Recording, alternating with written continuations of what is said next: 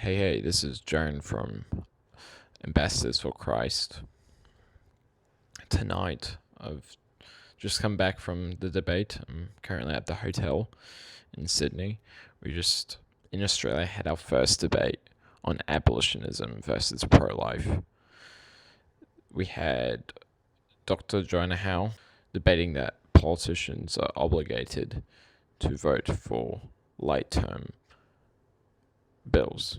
And then we had the negative, which was from the two directors of Abolish Abortion Australia, Todd and Elijah. I have a few thoughts from, tonight. One of them, it deeply showed the two different appeals of the two different movements. One of them, Dr. Joanna Howe, appealed to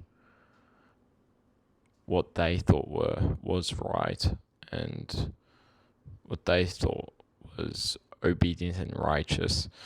And then you had Todd and Elijah appealing from Scripture what Scripture says is righteous and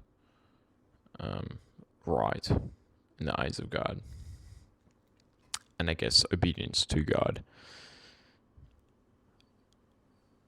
The appealment of particularly James as well was not on the basis of Scripture and was very human-centered, and I feel like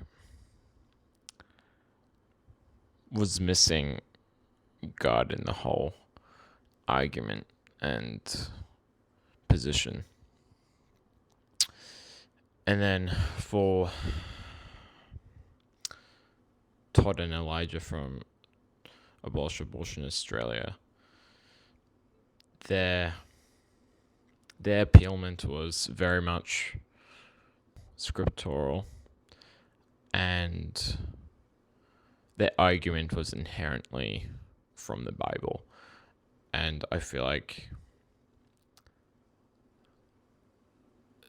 the other side didn't have arguments against it, and it was very weak.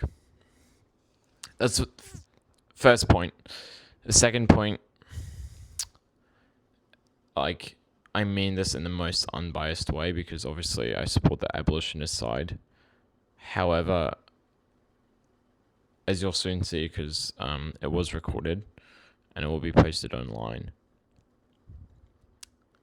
the cross-examination of Dr. Joanna Howe and her husband was probably one of the worst cross-examinations in the debate I've seen. It was incredibly messy and incredibly illogical, and it was just honestly a chaotic mess. And they were jumping around with all these different hypotheticals that were not logical nor consistent. And then when it came to the Abolish Abortion Australia's cross-examination of Dr. Joanna Howe and her husband James,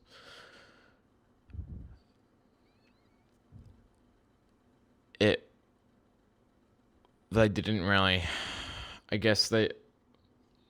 from my perspective, they didn't really have sufficient answers for the scriptural questions that Todd and Elijah were presenting.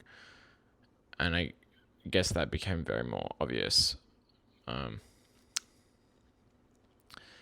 And also, but James, Dr. Joanna Howe's husband, had zero clue on different categories. So he was saying that the abolitionists were iniquitous because they only were seeking equal protection for abortion for children of abortion, and was saying, like that means that because you don't have euthanasia, banning euthanasia in the bill or whatever, that means that you also are iniquitous and unrighteous, which clearly is two different categories. So it was, he definitely couldn't understand. And I feel like either they were ignorant or they just decided to ignore it. And even though they knew that Todd and Elijah had a point. For the third and final point, the ending, the last question that Todd presented to Joanna Howe was very good. So Todd asked Joanna Howe if she will join Abolish Abortion Australia and help create an abolition bill to present to Parliament, in the Australian Parliament. And she refused, along with her husband. They hesitated and they refused. And Todd said before the whole of Australia, in this historical moment of this debate happening for the first time in Australia, will you or will you not join the abolitionists and create a bill of abolition? And they refused. And I think that was the nail in the coffin. And yeah, it was honestly, it was a powerful moment of the two different movements, I guess,